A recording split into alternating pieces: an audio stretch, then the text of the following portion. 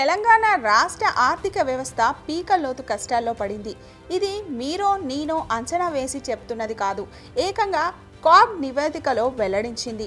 దీని లెక్క ప్రకారం చూస్తే రేవంత్ సర్కారుకు పట్టపగలే చుక్కలు కనిపించడం ఖాయం. కాంగ్రెస్ ప్రభుత్వం లక్షల కోట్లలో రాబడులు వస్తున్నాయని చెబుతూ వస్తుంది.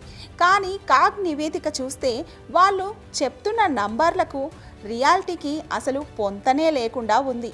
మైకు దొరికింది కదా అని మంత్రులు నంబర్లు చెప్పుకుంటూ వచ్చారు. కానీ వాటిని నిరూపించాలంటే ఖచ్చితంగా డబ్బులు ఉండాలి.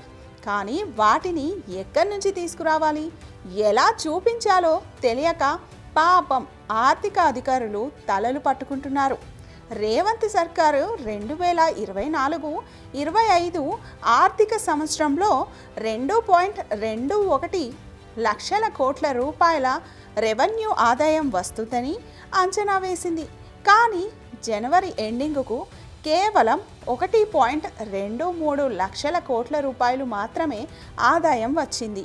ఇటు చూస్తే ఆర్థిక సంవత్సరానికి ఇంకా 2 నెలల టైం మాత్రమే ఉంది. 56% ఆదాయం అంటే ఇంకా లక్షల కోట్ల రూపాయల వరకు రావాల్సి ఉంది. 2 నెలల్లో అది సాధ్యమేనా?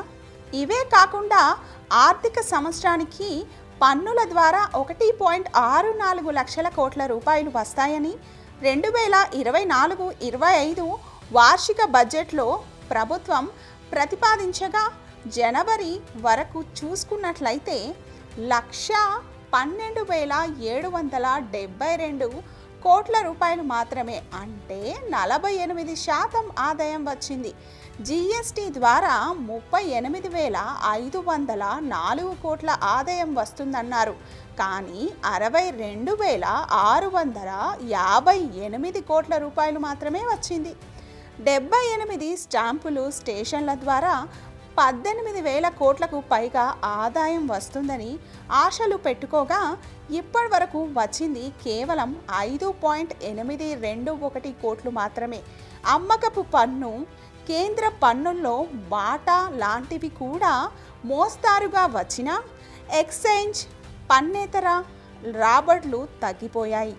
ఇక కేంద్రం నుంచి రావాల్సిన గ్రాంట్ ఇన్ ఎయిడ్ కూడా బడ్జెట్ అంచనాలతో పోల్చుకుంటే కేవలం 24% మాత్రమే వచ్చింది. కాంగ్రెస్ ప్రభుత్వ హయాంలో ఆదాయం అంతంత మాత్రమే ఉన్న అప్పుల్లో మాత్రం సత్తా చాటుకుంది. ఓపెన్ మార్కెట్లో 19.220 కోట్ల రూపాయల రుణాలను సేకరించాలని లక్ష్యంగా పెట్టుకోగా, జనవరి నెలాఖరులో అప్పులు 18,000 కోట్లకు చేరింది. మరో 2 నెలల్లో ఇంకో 20,000 కోట్ల రూపాయల రుణం తీసుకునేందుకు ఆర్బీఐ దగ్గర షెడ్యూల్ సిద్ధంగా ఉన్న నేపథ్యంలో ఈసారి అప్పుల చిట్టా 80,000 కోట్ల రూపాయలకు చేరే అవకాశాలు స్పష్టంగా కనిపిస్తున్నాయి. ఇందులో 22,000 కోట్ల రూపాయలకు పైగా గతంలో తెచ్చిన అప్పులకు వడ్డీల కిందే చెల్లిస్తుంది. తెలంగాణ రాష్ట్రంలో గతంలో ఎన్నడూ లేని విధంగా తొలిసారి నికర ఆర్థిక లోటు ఏకంగా 8,758% చేరింది. అంటే రాష్ట్ర ఖజానాకు వస్తున్న రెవెన్యూ ఆదాయానికి, ఖజానా నుంచి పెడుతున్న రెవెన్యూ ఖర్చుకు మధ్య ఎంత మేరకు తేడా ఉందో మీరే ఆలోచించండి. 2025 జనవరికి వార్షిక బడ్జెట్ స్థితిగతులపై కాగ్ ఇచ్చిన నివేదిక ప్రకారం రాష్ట్రంలో ఆర్థిక లోటు 26,000 కోట్లకు పైగా చేరింది. జనవరి నెలాఖరుకు రెవెన్యూ ఆదాయం 1.23.815.60 కోట్ల రూపాయలు ఉండగా, రెవెన్యూ ఖర్చు 1.49.866.10 కోట్ల రూపాయలు నమోదైంది.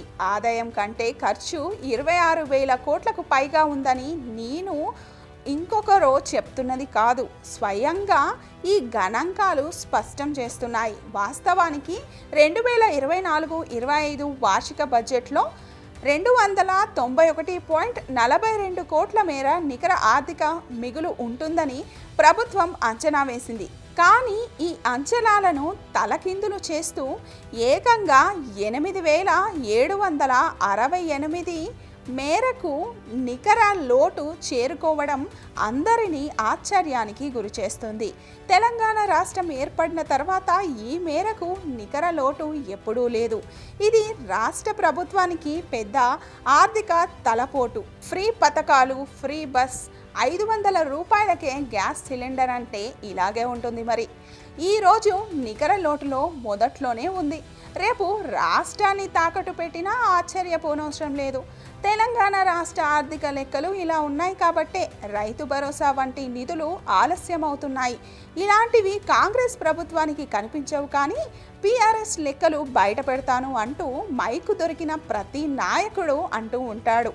ఇప్పుడే ఇలా ఉంటే మరో 4 ఏళ్ల కాంగ్రెస్ పాలనలో రాష్ట్రాన్ని తాకట్టు పెట్టినా పెద్దగా ఆశ్చర్యపోనవసరం లేదు. తెలంగాణ చరిత్రలోనే అత్యంత దారుణంగా ఆర్థిక లోటు పడిపోయింది. చేయాల్సిన అప్పు కన్నా 9,000 కోట్ల అప్పులు ఎక్కువ చేసిన రేవంత్ సర్కారు రాష్ట్ర పరిస్థితి ఇలానే కొనసాగితే రానున్న రోజుల్లో ఒక్క పథకం కూడా అమలు చేయలేదు. పథకాలు అమలు కాకపోతే మధ్యలోనే కాంగ్రెస్ సర్కారు కూలిపోవడం ఖాయం.